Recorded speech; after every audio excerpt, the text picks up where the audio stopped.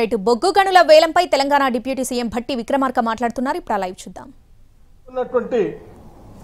70 million టన్నుల బొగ్గు ఉత్పత్తి 2060 నాటికి 17.28 మిలియన్ టన్నులకి పడిపోతుందనే అంచనాలు కూడా ఉన్నాయి. అంటే ఎంత గణనీయంగా సింగరేణికి సంబంధించిన బొగ్గు బాయిల పరిస్థితి, బొగ్గు ఉత్పత్తి పరిస్థితి ఏంటో మనందరికీ దీని ద్వారా అవగాహన కావాలనేటువంటి ఆలోచనతోనే ఈ లెక్కలు మీకు స్పష్టంగా తెలియజెప్తా ఉన్నాను. అట్లాగే మనందరికీ బొగ్గు ఉత్పత్తి సామర్థ్యాన్ని 2031-32 సంవత్సరం వరకు నిలబెట్టుకోవాలన్నా, కనీసం ఈ కార్యక్రమం సజావుగా జరగాలన్నా సింగరేణి యాజమాన్యం కొత్త బొగ్గు గనుల్ని సంపాదించాల్సిందే. ఇది అనివార్యం. కొత్తగా అదనంగా బొగ్గు గనులను సంపాదించుకోకపోతే సింగరేణి అనేది ఒక చరిత్రగా మిగిలిపోయే ప్రమాదం ఉంది.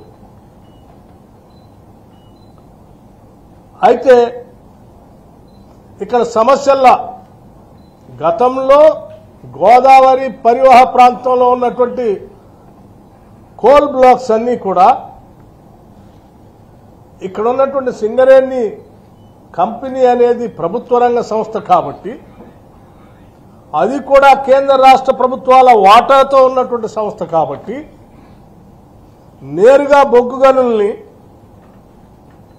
G2 అంటే గవర్నమెంట్ టు గవర్నమెంట్ నేరుగా ఇచ్చేటువంటి ప్రక్రియ అందుబాటులో ఉన్నటువంటి అవకాశాన్ని ఈనాడు దేశాన్ని పాలన చేస్తున్నటువంటి భారతీయ జనతా పార్టీ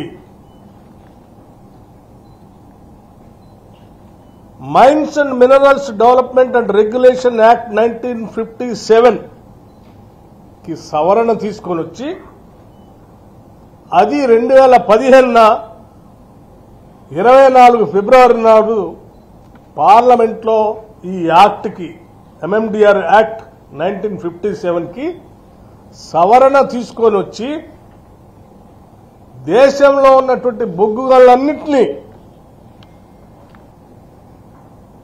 ఎవరికి ఏ ప్రభుత్వ రంగ సంస్థకు కూడా కేటాయించడానికి వీలు లేకుండా బొగ్గు కోల్ బ్లాక్స్ అన్నింటినీ ఆక్షన్ ద్వారా, అంటే వేలంపాట ద్వారా ఇచ్చే విధానాన్ని చట్టం తీసుకొచ్చారు.